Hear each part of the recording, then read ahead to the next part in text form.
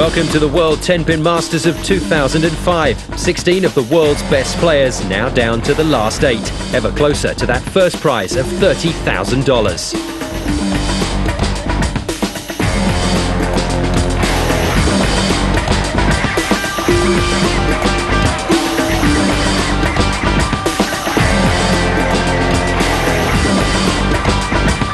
The lineup looks like this. The defending champion Torgersen, the man who has won this title 3 times, is on course for a 4th. He's playing next against the World Cup holder Virtanen. The European #1 Paul Moore is also through, the Yorkshireman making the most of the local support. In the bottom half of the draw, it's the sensation of this tournament, Jason Belmonte, the man who recorded a 300 game in his opening match. He now takes on Thomas Leanderson. Jens Nickel, back after 5 years, is also through to the quarter-finals, and he'll play a very fortunate Phil Scammell, who scraped through against Tim Mack by a single pin.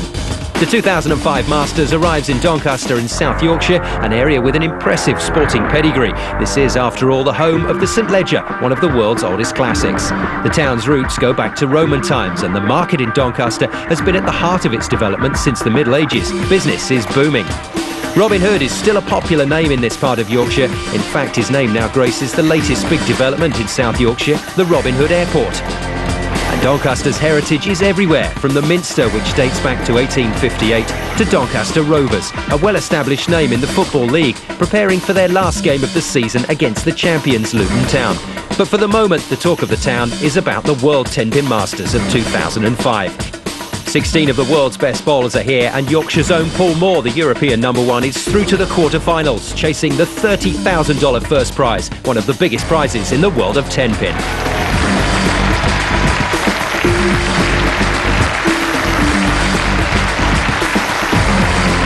Welcome to the Attic Leisure Centre here in Doncaster for the 2005 World 10-Pin Masters, sponsored by PokerMillion.com.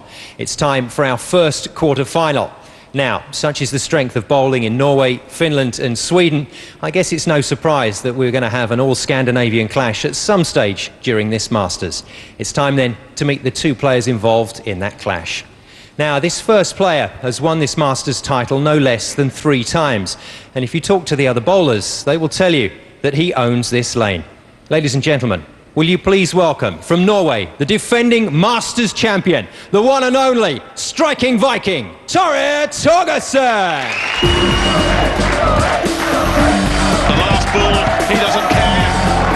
He's the champion. And look at that, the place has gone mad. Torgersen winning again, and now en route to another final. After his first round win over Lisa Gardner, the Norwegian is as relaxed and confident as ever at the Masters. When I come to this tournament every year, it feels like it's the first time I'm here. It's all different.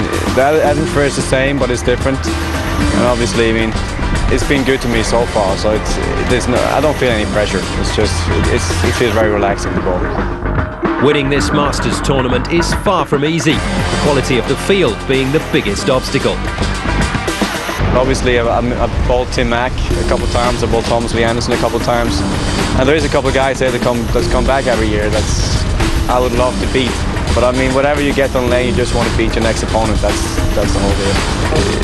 It's the pressure. Every shot is a pressure shot, and it's like you're alternating shots every time. It's not normally you shoot 2 shots and your opponent shoot 2 shots, but it's actually you shoot 1 shot, and then your opponent just pushes back onto you, the pressure back on. So it's very intense to bowl like that.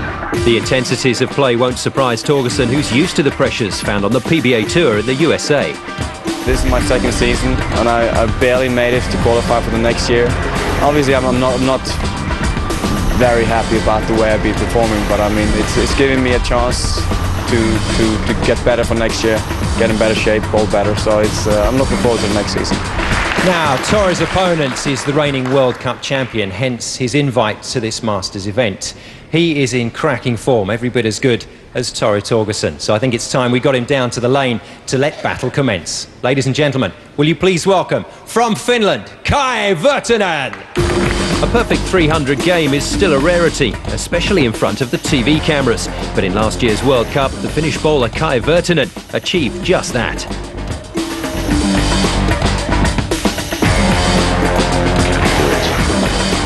The roof will be raised here. You won't need to hear from us. You'll know from the crowd. Go on. Oh! 299. What? 300. And it's on television. Fantastic. It was as if the 10-pin gods decided to have some fun. Look at that messenger. Look how slow it's going. The machinery doesn't come down. The messenger gives it the tiniest little tap with its head. And that is the difference between a really good game and a place in the history books. Virtanen didn't stop there. That was just a quarter-final. The Finn went all the way to win the World Cup, a remarkable achievement on his tournament debut.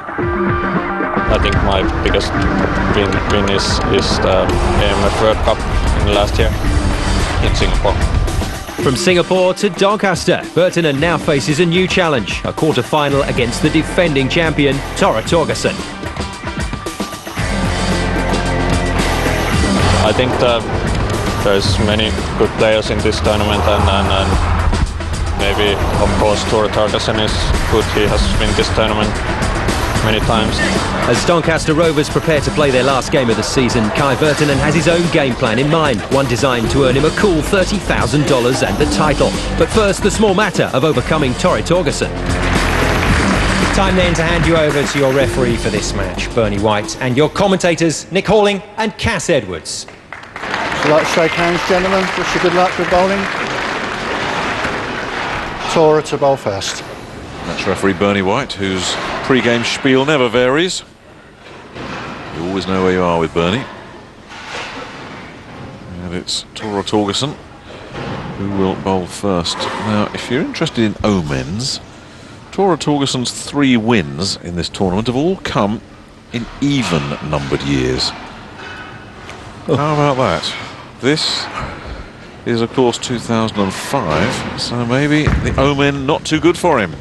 Or maybe he's just going to strike and strike and strike. Nice opening shot from Torgersen. The PBA card holder. Currently playing on the American Tour in the USA.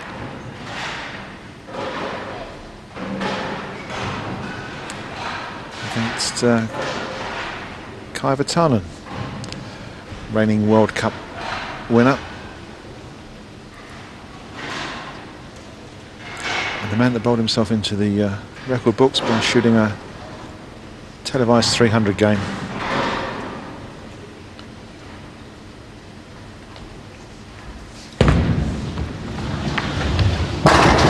He starts out with a strike.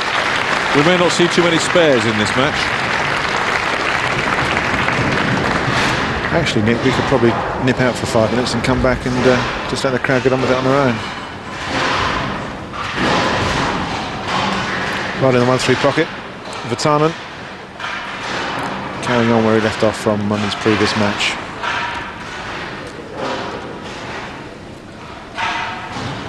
This is a man who just loves a challenge. Give him an opponent in red-hot form and he will raise his game as high as it needs to go. He's missed the head pin and left himself the washout. Yeah, I'm not sure whether Torre came out that ball quite right. Certainly sailed on. Didn't get too much reaction. Yeah, he's stuck on the approach, I think, there as well. Little reaction on the outside of the lane, leaves the 1-2-4-10 washout. Out comes the plastic spare ball with the American football tucked away in there. Touchdown, Torgersen. Well, I'd say 6 spare, that's as good as a 9 spare. Nothing lost. Get the wayward ball out the way to start with and settle for a spare.